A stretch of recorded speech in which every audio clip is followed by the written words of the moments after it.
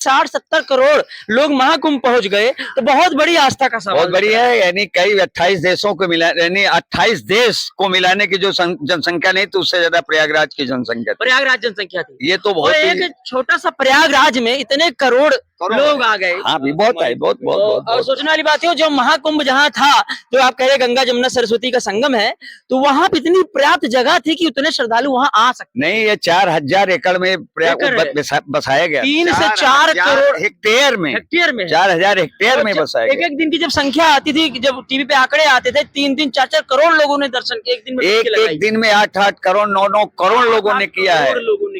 ये साधारण बात नहीं है, और ना इसको संभालने किसी बस की बात है। ये धन्य है ये सरकार कि उसने अपनी पूरी ताकत कोशिश करके सबको व्यवस्था दिया। लेकिन जब एक बार घटना हुई, भगदड़ मच गई, उस पर भी कई सवाल, उस पर भी कई सवाल आते हैं। उस बात को भी हम मानते हैं, भगदड़ करना कराना ये इसी समाज में कुछ ऐसे दूषित बंधु होते हैं जिनके द्वारा ये कृत्य कराया गया, वरना वहां पर इस प्रकार की व्यवस्था थी। और ये भी मैं कहता हूं कि लोग कहते हैं कि इतने लोग मर गए, असत्य, यानी बिल्कुल गलत, बिल्कुल गलत। उस विपक्ष लोग सवाल उठाते हैं, जो विपक्ष उठाता है ना, अपनी राजनीतिक रोटी सेकता है। वरना हम लोग प्रत्यक्षदर्शी हैं।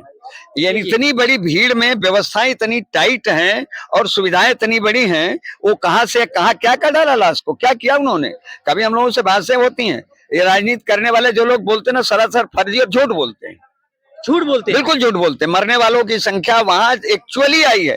ये सरकार योगी जो है ना, 30 संख्या दी, वो सही है क्या? सही संख्या है। लोग तो कह रहे हैं, लोग सवाल उठा रहे हैं, बहुत लोग। अगर मैं एक उदाहरण दूं जी, मैं जिस टेंट में बसा था, चूंकि मैं गंगा समग्र का भी कार्य करता हूँ, और मेरा जहाँ पंडाल लगा हुआ, तो उसके बगल वाले पंडाल में आग लग गई रात्रि में।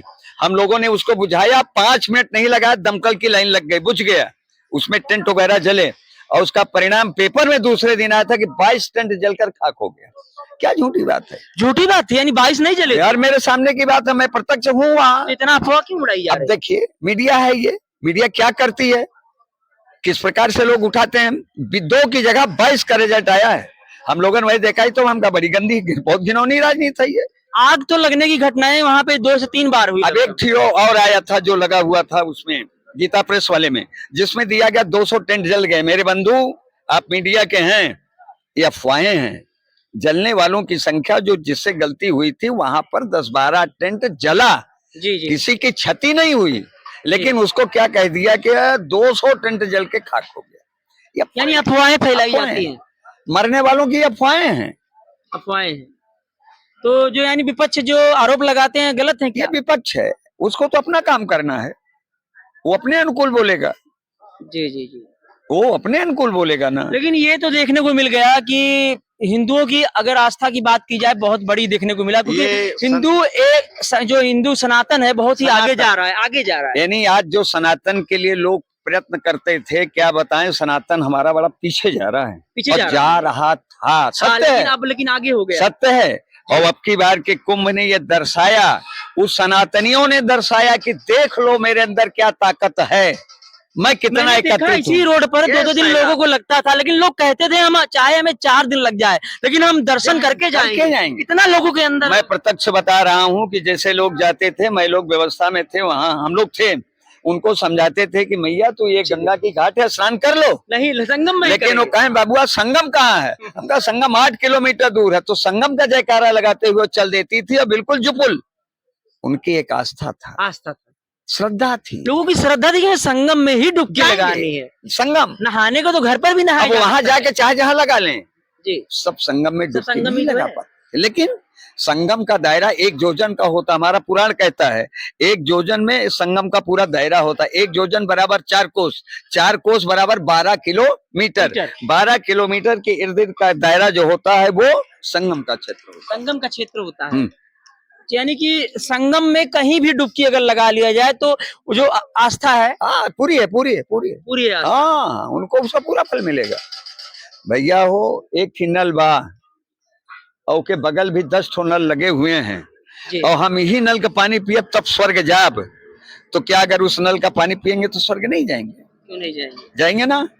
ये आस्था का भाव है, विश्वास अपने अंदर की भावना है, बस हमारा विश्वास हो गया कि ये है, वहीं पे तो वहीं जाएंगे हम। बस नहाने को तो घर पर भी नहाया जा सकता है, नहीं तो घर और गंगा, घर और दोनों गंगा, में अंतर है। लेकिन मन साफ होना चाहिए। मन साफ कर लीजिए ना तो आप उनको ध्यान करके स्नान कर सकते हैं। हमारा तो शास्त्रीय कहता है मनसा, यानी कि मन से जो पूजा होती है ना, उससे बढ़कर कोई पूजा नहीं होती। अगर हम बैठ करके कर लें कि हाँ हमको मन से स्नान कर रहे हैं, खूब हर हर कर रहे हैं, तो आपका स्नान हो गया, स्नान हो गया। लेकिन श्रद्धा है कि हम जब प्रयाग जाएंगे तो प्रयाग जाएंगे।